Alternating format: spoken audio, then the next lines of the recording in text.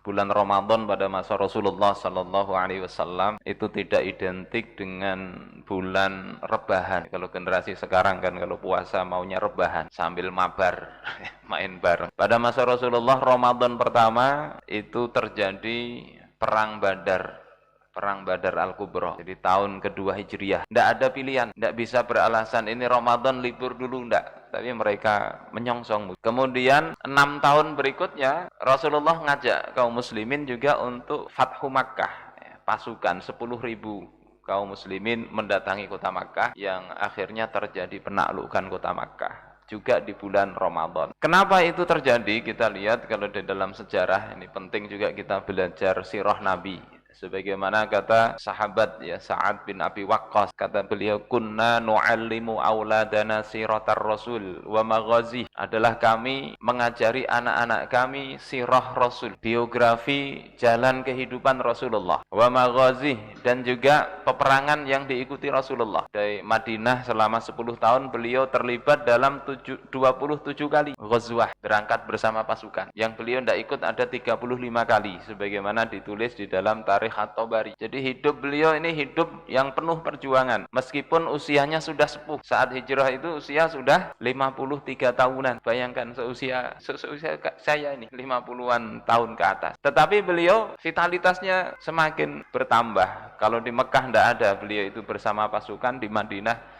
puluhan kali beliau bersama pasukan. Nah, ini diajarkan mestinya. Bukan untuk berantem, bukan. Tapi untuk belajar bagaimana Rasulullah itu menyelesaikan problem-problem kehidupan. Jadi diajari. Kama nu'allimuhumul Qur'an. Sebagaimana kami mengajari mereka, anak-anak kami itu Al-Qur'an. Jadi ajari Al-Qur'an ya, ini wajib. Yang kedua, ajari bagaimana perilaku kehidupan Rasulullah Sallallahu Alaihi Wasallam. Kalau ini belum, berarti ada yang kurang kita dengan para sahabat. Tak heran akhirnya kalau kita dapati idola anak-anak kita bukan Rasulullah, tidak mengidolakan Nabi karena tidak kenal. Sementara kalau kita lihat ya, para sahabat ngajari itu, menceritakan. Nah, insya Allah dalam kesempatan kali ini kita akan membahas latar belakang bagaimana di bulan Ramadan tahun ke-8 Hijriah sampai terjadi penaklukan kota Makkah. Bapak dan ibu-ibu yang dimuliakan Allah Subhanahu wa taala, sebetulnya permusuhan Rasulullah dengan orang-orang kafir Quraisy itu sudah ya terjadi beberapa kali. Perang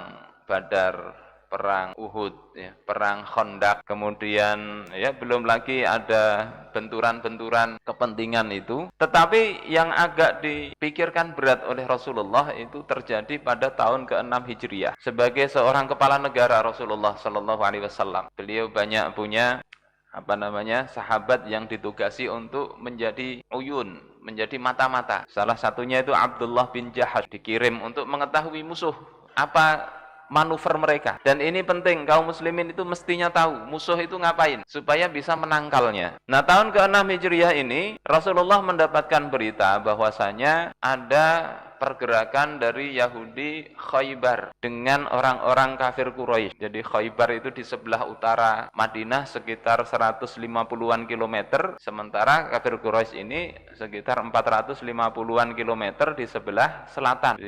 Dari dua sisi. Mereka bersekongkol untuk memusuhi Rasulullah Sallallahu Alaihi Wasallam. Beritanya sampai kepada Nabi. Kalau tidak sampai itu bakalan terjepit. Ini pentingnya juga kaum muslimin ini mengetahui apa yang terjadi dalam percaturan kehidupan internasional waktu itu. Karena bicara hubungan antar negara. Sebelumnya di Madinah itu ada beberapa klan Yahudi. Ada Yahudi Bani Qainuqa. Terus ada Bani Nadir, ada Bani Quraidah. Itu yang dekat Madinah, di sekitar Madinah. Oleh Rasulullah Sallallahu Alaihi Wasallam mereka diikat dengan perjanjian damai. Jadi bertetangga baiklah, sama-sama punya kekuatan, tidak saling mengganggu. Kalau ada persoalan mau dibantu selesaikan oleh Nabi dengan hukum Islam. Nanti tertuang di dalam piagam Madinah. Tetapi kemudian ternyata Allah Subhanahu wa taala ya membongkar kedok mereka. Pertama-tama yang melakukan pengkhianatan itu adalah Yahudi Bani Qainuqa. Itu terjadi pasca perang Badar. Mereka itu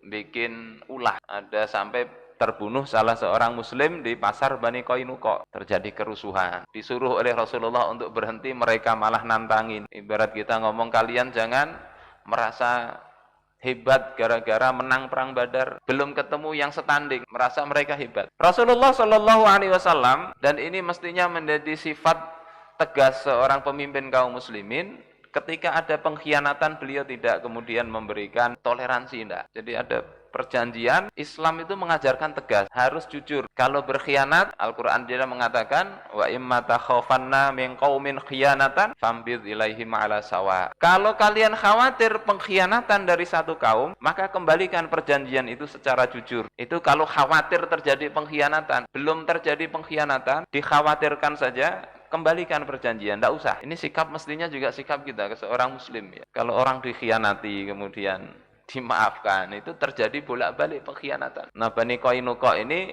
seperti itu. Oleh Rasulullah dikepung lah. Dikepung kemudian mereka diusir. Ini pertama, terselesaikan itu. Yang kedua, pasca perang Uhud, itu Bani Nadir lagi. Yahudi Bani Nadir. Sama oleh Rasulullah Sallallahu Alaihi Wasallam, dikepung dan diusir. Masih boleh bawa harta yang sanggup dibawa-bawa. Kemudian yang ketiga, ini tidak kapok-kapoknya, Yahudi Bani Quraidah. Itu terjadi pasca perang Khandaq, perang Ahzab yang Rasulullah menggali parit. Jadi sudah ada dua klan mereka yang kemudian mengkhianati perjanjian, tahu sikap tegas Rasulullah. Yahudi Bani Quraidah ini menusuk dari belakang. Saat kaum muslimin dikepung oleh gabungan pasukan Ahzab, kaum muslimin 3.000. Pasukan Ahzab itu pasukan orang kafir Quraisy dan musyrik Arab, itu berkumpul 10.000 pasukan. Kaum muslimin dikepung, ada parit di depannya. Mereka tidak bisa nembus, membujuk Yahudi Bani Quraidah untuk menyerang dari belakang. Dan Bani Quraidah berkhianat, tahu kondisi kaum muslimin terjepit, mereka tidak taat lagi pada perjanjian. Akhirnya setelah pasukan Ahzab ini Allah porak-porandakan, tidak terjadi perang fisik, tidak, karena dikepung. Paling beberapa orang ya yang mencoba menerobos parit, salah satunya kayak Ikrimah bin Abi Jahal yang ujungnya masuk Islam ya, Ikrimah ini. Terus ada Amru bin Abduwud, itu jagoannya orang Quraisy yang mereka juluki ini terkenal dengan setara dengan 1.000 orang. Jadi Harat Banar, itu yang nantangi duel, disambut oleh Ali bin Abi Thalib, terbunuh itu Amru bin Abduwud. Ya cuma perang tanding segitu, mereka akhirnya tertahan di balik parit, kemudian Allah datangkan badai, mereka pulang. Nah, setelah pulang Rasulullah katakan kepada kaum muslimin, man sami'an muti'an fala yusalliyanna ahadun al-asra illa fi Bani Quraidah. Siapa yang mendengar dan taat, jangan seorang pun sholat asar kecuali di perkampungannya Bani Quraidah. Jadi Rasulullah bergerak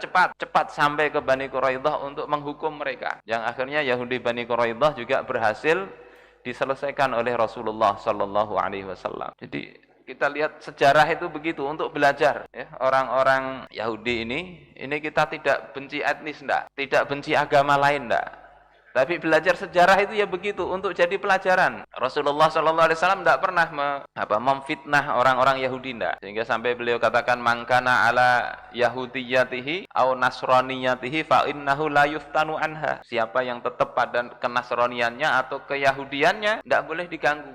Artinya tidak boleh dipaksa masuk Islam, tidak boleh diintimidasi. Tetapi ketika mereka itu kemudian mengkhianati perjanjian, merusak kaum muslimin, Rasulullah tegas. 3 klan Yahudi ini diselesaikan Rasulullah. Sebagian itu lari ke Khaybar, yang tadi kita bahas, ke Khaybar ini. Termasuk nanti salah satunya itu yang jadi istrinya baginda Rasul, yakni siapa itu?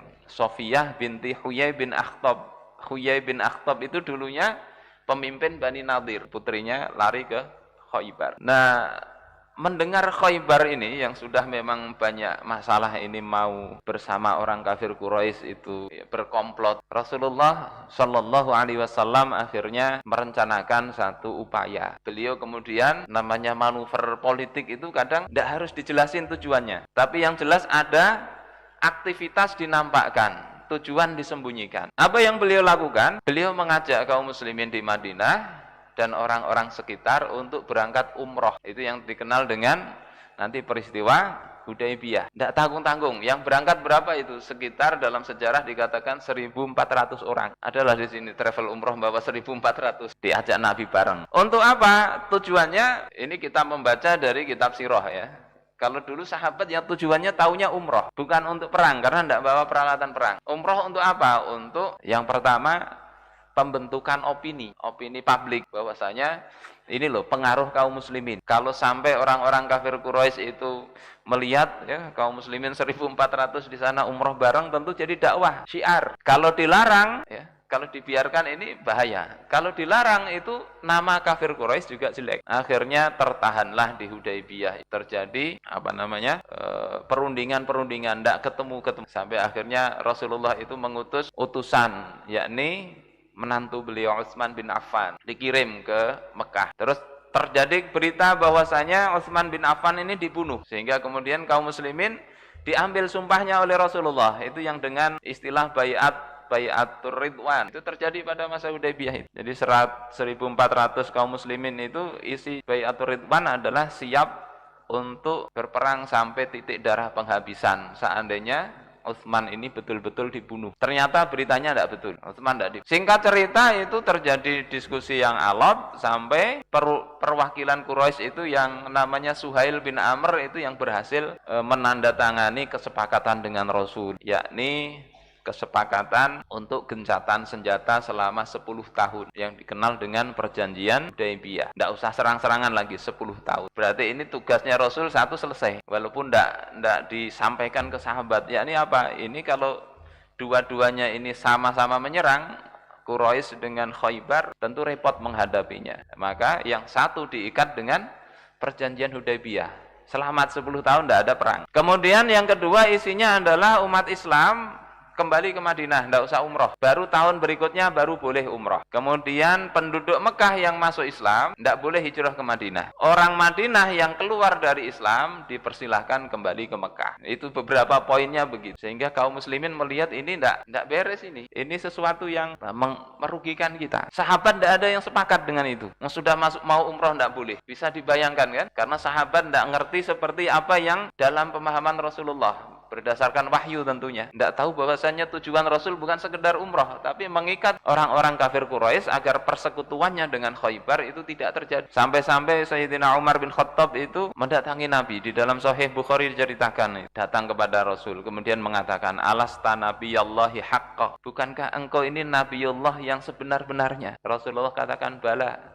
Betul, aku itu Nabi Allah. Kemudian Umar nanya lagi, alasna alal haqq wa aduwuna alal batil. Bukankah kita ini berada dalam kebenaran, sementara musuh kita itu dalam kebatilan? Maka Rasulullah katakan, bala, betul, kita benar, mereka batil. Kemudian Umar baru berkata, falima nu'tid daniyata fi dinina idzan. Lalu kenapa kita berikan kehinaan kepada agama kami? Ngapain ini? Rasulullah ditanya gitu seolah-olah didikte, dipaksa beliau. Beliau katakan, ini Rasulullah, aku ini utusan Allah, walastu a'sihi, dan aku tidak akan bermaksiat kepadanya, aku tidak akan menentang ketetapan Allah Ta'ala, wa huwa nasiri, dan dia Allah adalah penolong. Ini menegaskan bahwasanya perjanjian Hudaybiyah ini dasarnya adalah wahyu dari Allah, meskipun sahabat tidak ada yang sepakat, tidak ada. Bapak dan ibu-ibu sekalian yang dimuliakan Allah Subhanahu wa Ta'ala, kemudian setelah itu Rasulullah mengajak tahallul, tidak ada yang mau ngikutin ya. Suruh nyukur rambut, suruh nyembelih hewan. Karena kalau umrah, kalau tidak tahallul berarti harus ihram sampai tahun depan, sampai umrah lagi. Maka tahallul.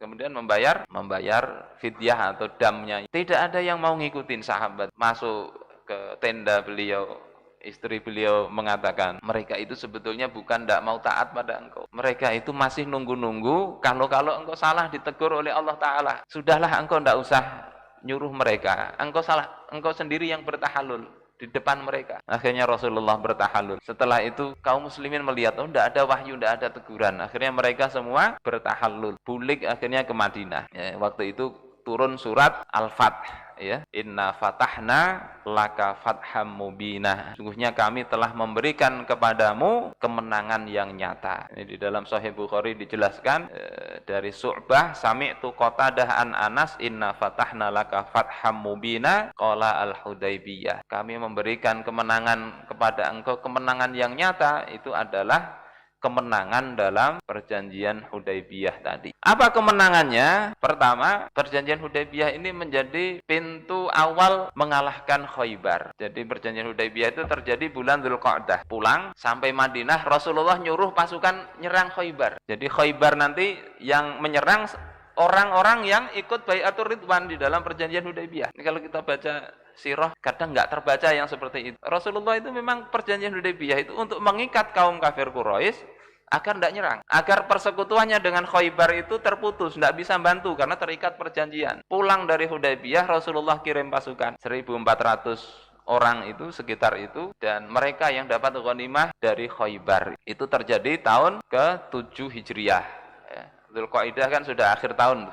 Dzulqa'dah, Dzulhijjah, tahun ke-7, Safar itu terjadi, Muharram Safar itu terjadi, Dzulhijjah, Muharram terjadi penaklukan Khaybar, tahun ke-7 Hijriah. Jadi bisa kita baca seperti itu. Terus apa yang diperoleh juga oleh kaum muslimin, karena orang kafir Quraisy ini terikat, dan tabiat orang-orang bahari, ya, orang-orang Quraisy ini bukan orang yang pengkhianat, berdusta kata tunjuk. Sampai Abu Sufyan sendiri itu ketika ditanya oleh Heraklius itu tentang Muhammad, beliau katakan, Abu Sufyan cerita, andai berdusta itu tidak akan jadi aib, tidak akan jadi aib nanti, aku berdusta. Jadi ini orang kafir, belum Islam, tapi tidak suka berdusta. Sifat orang Islam mestinya begitu, tidak boleh dusta. Nah, orang kafir Quraisy sama itu, dia masih bisa dipegang lah. Perjanjian itu masih bisa dipegang. Makanya Rasulullah Shallallahu Alaihi Wasallam ketika keadaan stabil, beliau kemudian melakukan penyebaran dakwah. Beliau mengutus para utusan, menyampaikan surat. Ada sekitar berapa?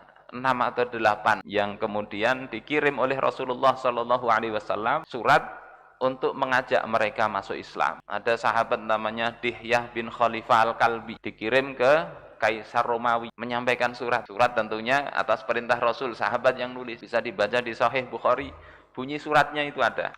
Di antara bunyinya itu kan, fa inni ad'uka bi ayatil Islam, aku menyeru engkau dengan seruan Islam, aslim taslam, masuk Islamlah engkau akan selamat. Yu'tikallah ajraka marratain, Allah akan memberikan pahala kepada engkau 2 kali lipat. Kaisar Romawi di surat, fa in tawallait fa innama 'alaika ismul arisiyin, kalau engkau berpaling tidak mau, engkau menanggung dosa rakyat engkau, menghalangi dakwah. Ini Dihyah yang dikirim. Kemudian Abdullah bin Hudzafah As-Sahmi, sahabat Rasul, ini diutus menemui Kisra, Raja Persia, ngajak masuk Islam sama. Suratnya kurang lebih sama itu bunyinya. Kemudian ada Amr bin Umayyah Ad-Dhamri, itu diutus ke Raja Najasyi. Najasyi masuk Islam itu. Kemudian Hatib bin Abi Balta'ah, ini veteran perang Badar, diutus menemui Muqawqis di Mesir, diajak masuk Islam. Muqawqis menerima dengan baik, menerima utusan itu, memberi hadiah yang namanya Maryah Al-Qibtiyah, yang kemudian dari Maryah inilah lahir putra Nabi namanya Ibrahim, walaupun tidak sempat dewasa. Kemudian Al-Ala bin Al-Hadrami itu diutus kepada Munzir bin Sawa Al-Tamimi,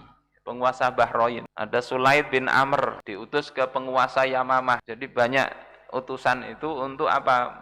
Menyebar luaskan dakwah. Rupanya perjanjian Hudaybiyah ini yang gencatan senjata selama 10 tahun itu tidak berlanjut lama. Melihat mungkin perkembangan kaum muslimin semakin bagus, Khaybar tertaklukkan, mereka tentu bisa membaca, ini kita kalah ini kemarin. Akhirnya mereka memprovokasi Bani Bakar. Bani Bakar ini sekutu Quraisy dalam perjanjian Hudaybiyah. Sementara yang ikut sekutunya Rasul itu ada Khuza'ah. Bani Bakar ini provokasi untuk menyerang Khuza'ah. Akhirnya mereka menyerang Khuza'ah di lembah Watir. Mereka dibantai oleh Bani Bakar. Kemudian ada yang selamat namanya Amru bin Salim, datang ke Madinah, melaporkan kepada Rasulullah Shallallahu Alaihi Wasallam bahwasanya Quraisy telah menyelisih janji kepada engkau. Inna Quraisyan akhlafu kal mau'ida, kata Amru bin Salim dalam syairnya, mengadunya pakai syair. Wa qataluna ruk'an wa sujjada. Syairnya panjang, salah satunya ada gitu. Mereka menyerang kami saat kami rukuk dan sujud di lembah Watir. Apa kata Rasulullah Sallallahu Alaihi Wasallam?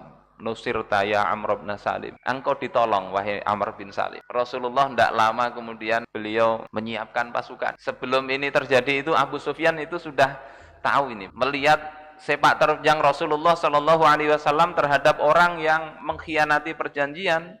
Abu Sufyan takut, padahal Abu Sufyan ini mertuanya Nabi. Jadi dia tergopoh-gopoh datang menuju Madinah. Perjalanan 450-an kilometer. Tidak berani langsung menemui Rasulullah, tapi ketemu dulu dengan putrinya, yakni Romlah atau Ummu Habibah. Mau duduk, oleh Ummu Habibah dilipat itu tempat duduknya, alasnya. Kata Ummu Habibah, ini tempat duduk Rasul, engkau musyrik. Jadi kayak gitu. Itu bisa dibaca di dalam kitabnya Imam Al-Baihaqi ya. Dalailun Nubuwah. Tidak berhasil melobi putrinya ke sahabat yang lain, juga tidak berhasil. Rasul tidak mau menemui. Dan Abu Sufyan ini sudah tahu bahwasanya ada yang selamat dari Muslim Khuza'ah. Dilihat kotoran onta. Ini kotoran onta dari Khuza'ah ini. Berarti ini sudah ada yang sampai ke sini. Jadi akhirnya pulang dengan tangan hampa itu. Abu Sufyan tidak bisa memperpanjang perjanjian Hudaybiyah. Rasulullah datang ke kota Makkah dengan tidak pakai babi bu, tidak pakai perjalanannya senyap, sampai ada sahabat yang mau membocorkan rahasia disuruh oleh Rasulullah untuk disusul, ditangkap. Yang ditangkap ternyata Hatib bin Abi Balta'ah tadi, sahabat veteran perang Badar, yang mengirim berita lewat seorang wanita tadi. Ini Rasul bawa pasukan mau ke sana, sehingga berita itu berhasil diamankan. Kalau sekarang kayaknya susah, ini bisa WA-an. Kalau dulu ngirim surat. Singkat cerita, akhirnya ya sebelum masuk Mekah ini Abu Sufyan masuk Islam, ya, masuk Islam. Kemudian oleh Rasulullah SAW, karena ini orang pembesar, ini kan perlu dikasih kehormatan. Rasulullah katakan siapa yang masuk rumahnya Abu Sufyan aman. Padahal rumah Abu Sufyan itu berapa yang bisa masuk? Tentu tidak muat. Kemudian Rasulullah katakan siapa yang menutup pintu rumahnya aman. Akhirnya diberikan amnesti umum tanpa pertumpahan darah yang berarti. Mekah berhasil ditaklukkan. Dari apa? Ya pertama track record lah. Coba kalau Rasulullah itu sejak awal itu mudah dikhianat. Bani Qainuqa, Bani Nadir, Bani Quraidah. Tidak perlu banyak untuk melakukan pengkhianatan. Rasul segera selesaikan. Khaybar nasibnya sama itu. Sehingga kaum kafir Quraisy itu melihat itu tidak berani melawan. Melawan makin bonyok. Akhirnya mencari solusi supaya aman, ya tadi menyerah. Baru setelah menyerah itulah kaum muslimin banyak kemudian masuk Islam. Bapaknya Abu Bakar As-Siddiq namanya Abu Quhafah, digendong oleh dituntun oleh Abu Bakar masuk Islam. Yang awalnya mencaci Rasulullah. Hindun masuk Islam juga. Ikrimah putranya Abu Jahal yang saat Fathu Makkah ini masih ngeyel mau melawan Rasul. Itu ujungnya juga masuk Islam karena istrinya masuk Islam dulu, melobi agar Ikrimah dimaafkan. Bapak dan ibu-ibu sekalian yang dimuliakan Allah Subhanahu wa taala, ini pelajaran dari apa yang terjadi. Penaklukan kota Makkah itu tidak tiba-tiba ujuk-ujuk terjadi, tidak. Tapi itu dari perjalanan panjang, termasuk dari perjanjian Hudaybiyah yang hanya berumur tidak sampai 2 tahun. Padahal usia yang tercatat itu seharusnya 10 tahun. Pelajaran kedua adalah kaum muslimin itu mestinya tegas tadi, sebagaimana Rasulullah SAW. Tidak bisa kemudian dikhianati. Akhirnya hilanglah kewibawaan kaum muslimin. Tapi ketika Rasulullah begitu sikapnya, orang mau mengkhianati itu takut. Dan perjanjian Hudaybiyah itulah sebetulnya kemenangannya ketika kaum muslimin itu mereka bersumpah setia kepada Rasul untuk siap mati membela Rasulullah SAW. Bapak dan ibu-ibu sekalian yang dimuliakan oleh Allah Subhanahu wa taala, persoalan kita sekarang adalah bahwasanya umat sekarang ini menghadapi kayak Israel aja sampai sekarang itu dikhianati bolak-balik. Ratusan kali itu. Bahkan sampai sekarang ini, akhir bulan Januari kemarin diserang lagi Gaza. Padahal ada perjanjian damai. Kita masih ingin perjanjian damai, mereka mengkhianati terus. Itu kan ibarat ada suami istri.